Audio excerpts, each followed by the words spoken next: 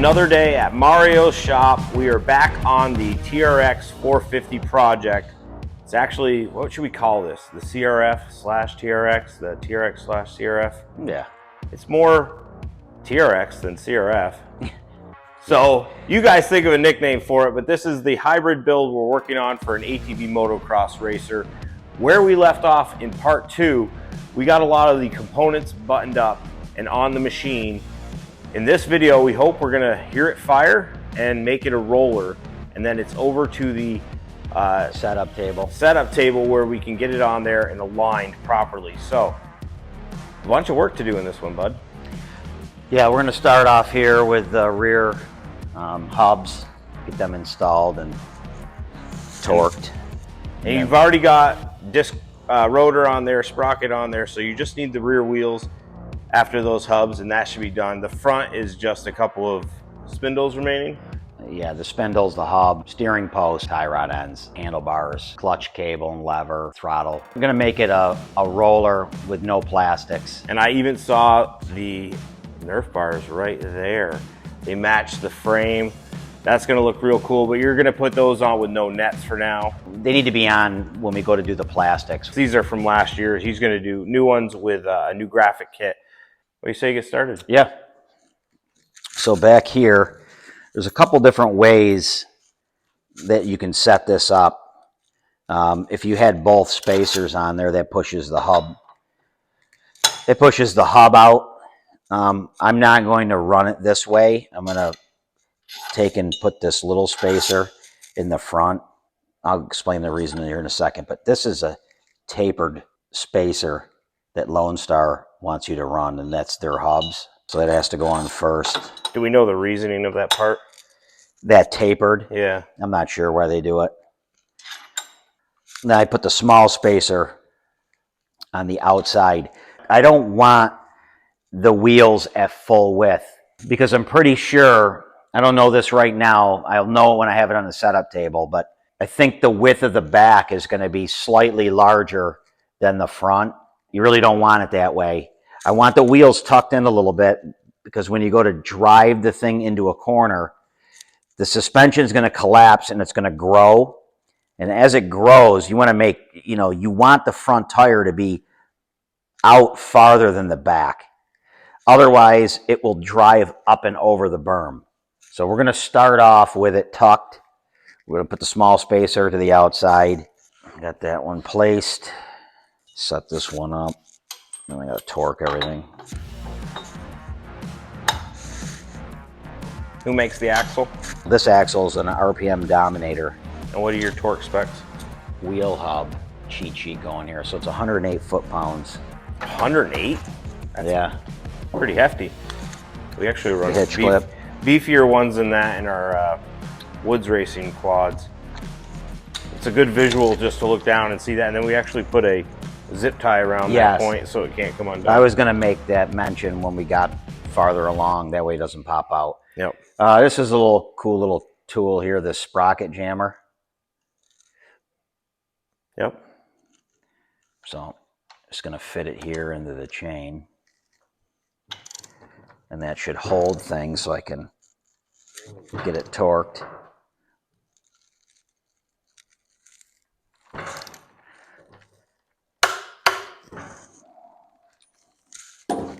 $108. Yeah, and make sure, hopefully we can. Yeah, I see one of your holes there lined up. Just slightly. Oh no. You got her. Okay. Beautiful. We'll come back for the zip tie. I'm not sure if I can get this inside of there. So you have to go on the bottom to do the other side? Yeah. And I can't really fit it into there. All right, so what we're going to do is I'm going to have you assist me and hold the brake. I got you. And see if... Are your brakes bled? Yes. But let's see if the brake will hold. If the brake will hold you to your massive strength of 105 or here, 108. I'll give you this to add a little leverage into that. Yep. See if we can get this to work.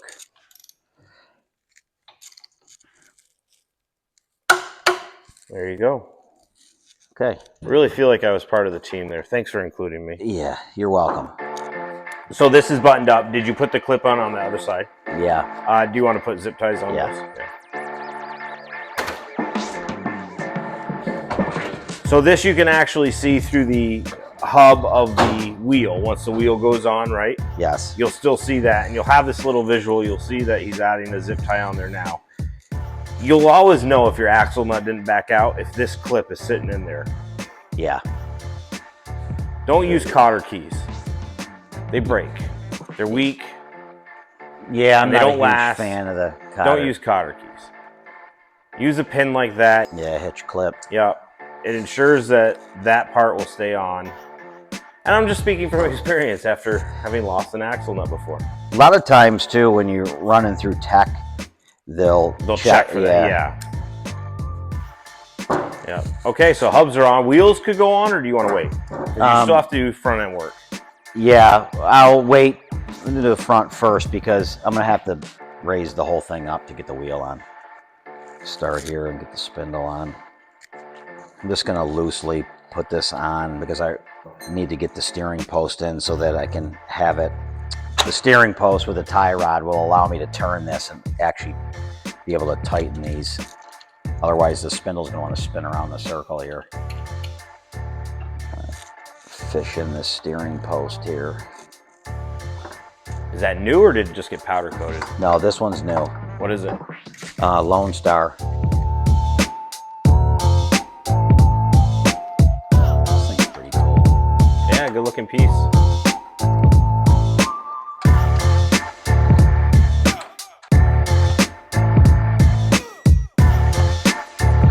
What a specialist. Because it's going to allow me to lock the steering post and then tighten everything. Oh, to properly torque it. Yeah, the nuts that go for the ball joints. I won't be able to really get in there with a socket and a torque wrench. I'm just going to tighten them up.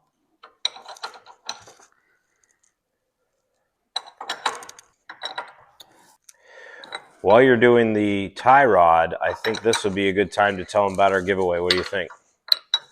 Yeah. And tell us what you're offering again, Mario, is this giveaway? So we're going to do a shock service. A shock service. And what does that include?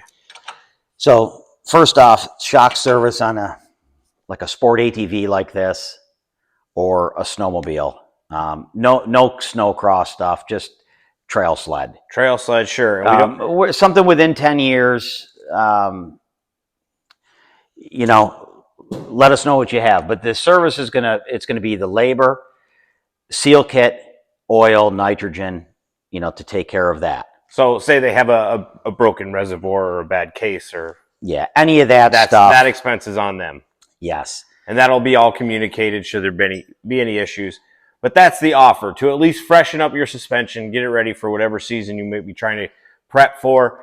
That is the giveaway. And here's how it's going to work. All you have to do in the comments is leave the year, make, and model of the machine you want serviced. Let us know what you think of the channel. Leave a funny comment. Tell us a joke. Try to stand out somehow, because this is not at random. We're just going to pick somebody we like. So try to stand out amongst the rest. We're looking for the age of the machine, the make and model of the machine, and say something witty so you stand out from the crowd. And the lucky winner will be announced on November 15th. It's a Friday. We're going to do a show on Friday, November 15th, announcing the winner of this first giveaway of hopefully many. Yeah. Hopefully we'll do more. So let us know what you got, and we'll go from there. Back to the build. Where you're going to tighten up this side, or are you going to the other I'm tie going rod? to put some cotter pins in it. Okay. Still working on this side. We're going to, again, try to get this completely ready to roll, and we're eventually going to move it over to the other side of his shop on the table for alignment, all within this video. But before we take it off this table, we're going to hear it run, right? Yeah. Yeah, definitely going to hear it run. So you finished up off camera the short extensions for the wiring harness we talked about in part 2.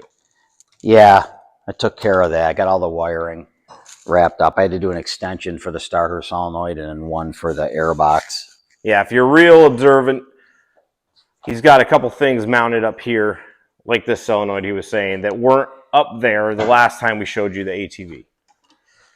So a little progress. You didn't do too much off camera, did you? No. No, just took care of a couple things like that. And while we're giving you updates, we'll let you know what to expect for part 4. At the beginning of this build, we weren't quite sure how many parts we're going to do, and hopefully it'll just be 4, right, Mario? Yeah. Yeah, hopefully just 4. But in part 4, what can we expect? Part 4 is going to be setting up the front end. And that'll be over on your table. To be on the table. And what does that entail? Everything's measured and aligned properly, basically. You have to get the machine set at ride height, get it leveled. Well, it all starts on the table first, and you're basically doing the front end steering on that? Yeah, caster, camber, toe. Okay, those are the 3 important things on that table. And then it comes off the table to work on the suspension. Yeah, we're going to set ride height with the owner of the machine. The rider will be here on the machine with his added weight. Part 4, we're going to do the alignment, the ride height, and then eventually all the plastics on it, and hopefully see it at least go up and down the road just for a break-in. We're not going to rally it too hard or do a whole video shoot at the track with it, but we do want to see it riding and going down the road a little bit. Yeah, absolutely. Make sure it shifts gears and wheelies, burns out. Wow. Endos, you know, drifts the corners at high speed. Yeah. Just the basics. Just cover the basics.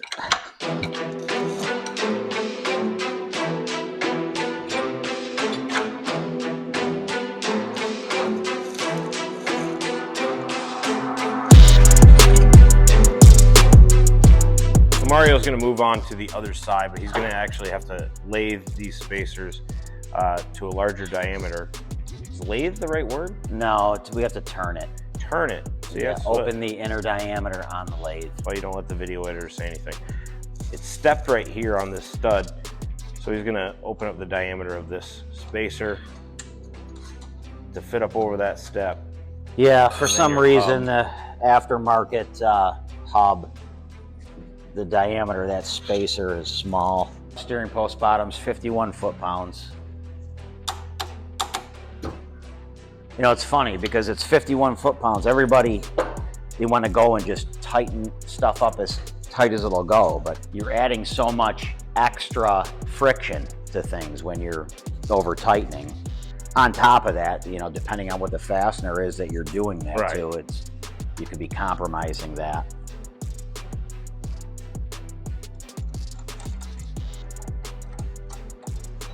Straight stud like this, it's very common that they loosen, so this has to be checked. Yeah, I think last we saw this, you didn't have the battery up here. And what are these components? The one on the left is the cooling fan relay and fuse. The one on the right is the starter solenoid. Pretty easy to access once you take that front plastic off, huh? It is, and that's why we touched on in the last video was talking about different wiring harnesses and electronic locations and stuff, because it'd be nice to get everything up into the front, and that will be, it's a goal of mine to do.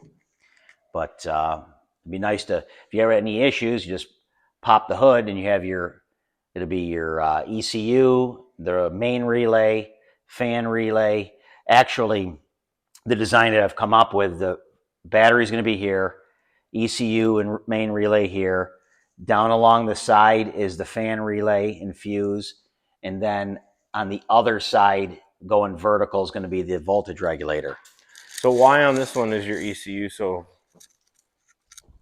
This is a stock harness. Yeah, it tucks back here. Yeah, and that's just how it lays out, is the ECU's back here, voltage regulator's back here. The problem is like all these wires, I mean, there's enough length, but it's just crammed and it's just not great. So I want to be able to get everything nice up in the front, and then all it'll be is a nice thin harness and plug it into all the sensors. Hidden right underneath the tank. Yeah, and it'll be a lot cleaner, work a lot better. I like it. Maybe we can bring him a show and explain to him exactly what you're doing and how to improve from your stock wiring harness. Yeah, so that's upcoming. We're getting geared up to do it correctly. We have to open up both these spacers so they fit. Are you going to give us a lesson in the lathe? Disclaimer: just like grind hard plumbing. Yeah, I'm not a machinist, so.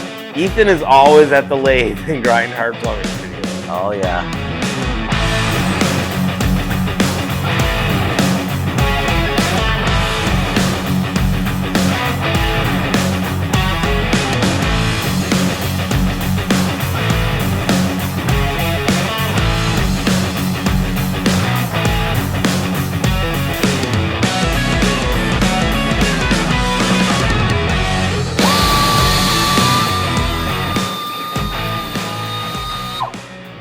But show us sliding in and out a few times for us, Mario.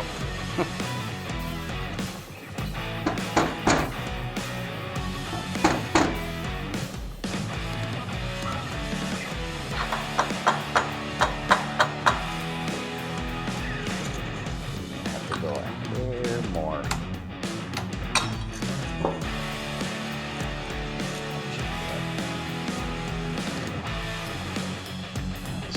That.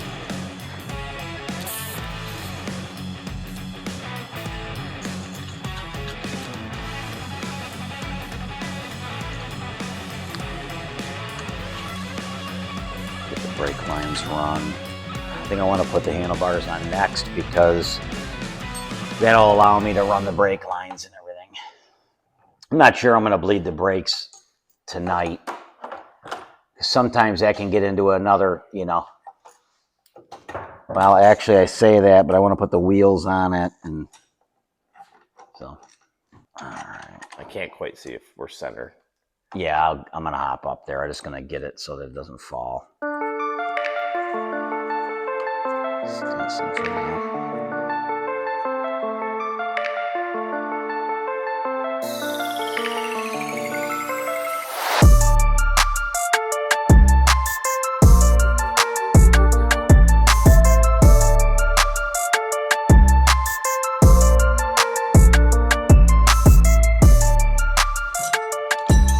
Where you at right now, Mario? I'm getting ready to install the brake line from the master cylinder to the T, mounted to the chassis. While he's getting that ready, I'll go show you guys the wheels. We already have them mounted up to tires over here. I'll go grab one of these.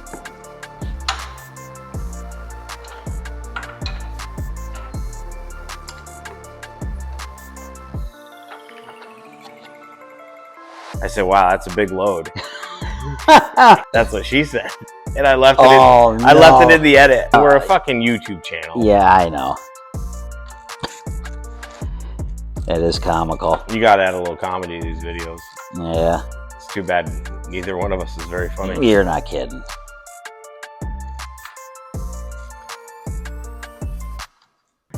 Well, you obviously have a set of skill set that people need. It's just too bad you don't have that personality. Well, I was just gonna say that it is some personality though too. No, I don't think so. Hell, I did half the controls on the left well, if side it wasn't of the for bar. you, this whole project would be, you know, Dead stop, delayed.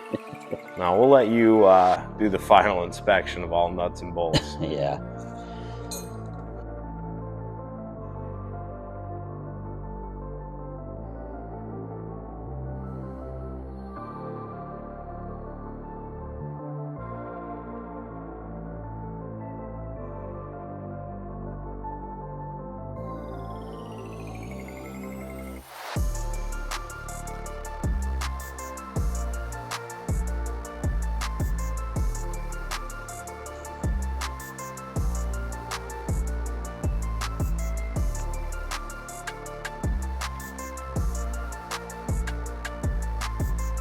All right, we're getting late into the evening of this shoot, and Mario just cranked up the jack stand. I grabbed one of the front ones over here already, but, and we're gonna throw the wheels on there.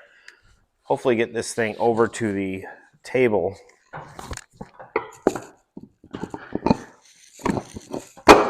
You have to go a little higher on this. Okay. Front. As promised, we're gonna start this for you, but we're gonna take it outside on the lift, on the forklift actually. It's about 10 o'clock in the evening here, so we're not going to really run it too long or rev it up or anything for you, but we did promise we'd run it for you, just make sure everything's hooked up and working.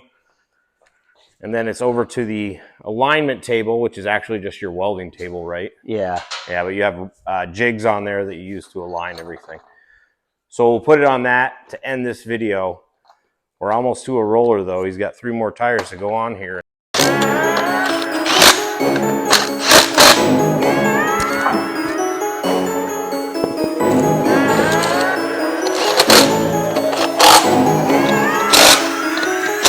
It's hard to...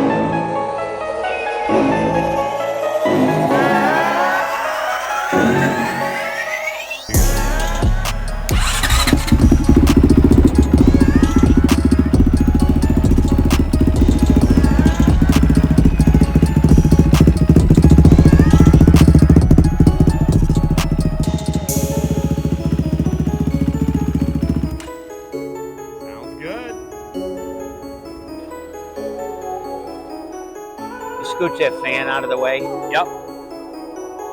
Hold up.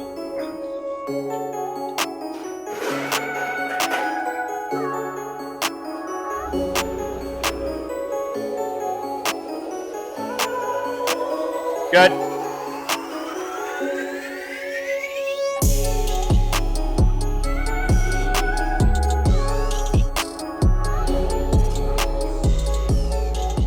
Okay, there it sits. This is his welding table. He's got a jig that he inserts here into the table. It will mount into the front bumper location and get everything locked down so that he can do your camber, caster, toe, all that. Man, this thing came out good. We got one more thing that we're gonna slide on there for you guys. As soon as he gets that parked, we're gonna slide on these Nerf bars, see if we can't get a better look of what the final build will look like. Again, we're not gonna do any plastics in this video. We're gonna save that for the last video to show you the final product. But he's got a couple things he wants to get done first. We talked about the alignment, but after the alignment is done, we're gonna take it back off the table. Rider and machine will be together on the ground to set up front suspension ride height. Why don't you grab those Nerf bars for us? I like how he did those in the same color. Yeah. We originally thought he was gonna do those in black, but oh wow. I'm gonna have to look too. Sometimes there's a spacer. Yeah. So I'm gonna leave that alone for now. Yeah, we're just sliding them on for this video, and we'll make some more adjustments at the next time we start filming. Part 4, like we said, is gonna be a mix of the alignment and the suspension settings. Then we're gonna put on all the plastic and hopefully see this thing run down the, we have a road here, we don't have a track. So we're just gonna run it down the road real quick.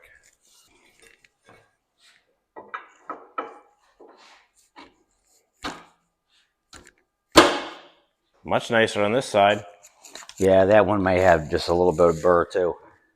Well, it looks like that's a wrap for this one. Yeah. There's not much progress that you can actually see. It looks like we just put on a couple wheels and the handlebars, but in all reality, the controls and the brakes, I don't know what you would say. It just takes time, you know. Unfortunately, when you start getting down to the controls and nitty gritty, all like final details, that's what takes all the time. We had to modify the collar. Then you get this spindle nut. Had a little bit. It was stripped a little bit. I didn't show any of that, but yeah, it's just there's little pieces that get hung up, but it takes tweaking.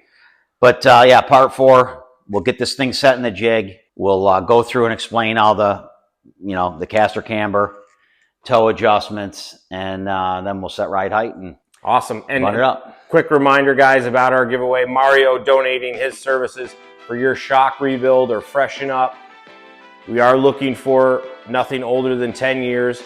So in the comments, to enter this giveaway, you must leave the year and make model of your machine that you'd like to have serviced, only ATVs, sport quad ATVs, and only snowmobiles.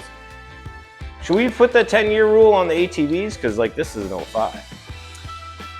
Yeah, I mean, you know, we'll just have to use our judgment there. But the other thing is too, it's sending shocks to us, not in the machine. Right, so that's the other thing. There are logistics involved with a shock service. You must get them to the Syracuse area here in New York. Yeah, the shipping and pay the shipping back. Right, and we will go over all that with our giveaway winner. And the way we're gonna pick a giveaway winner is just by going through the comments. Whoever stands out to us, we're gonna pick you. So yeah, do your best to stand out by leaving us something of interest. Maybe it's how you got into riding, how you found our channel, what you like most about ATVs. It doesn't matter. Stand out some way, somehow, after you tell us year, make, and machine that you'd like to have serviced. Thank you guys for watching. We're getting a lot closer. This is going to be a 4-parter. We're going to have a couple of spin-off videos that show more in depth on how to do proper alignment, how to do proper suspension settings. But all that is coming up in part 4 of our CRF TRX 450 hybrid build. Thanks for watching, guys. We'll see you on the next video.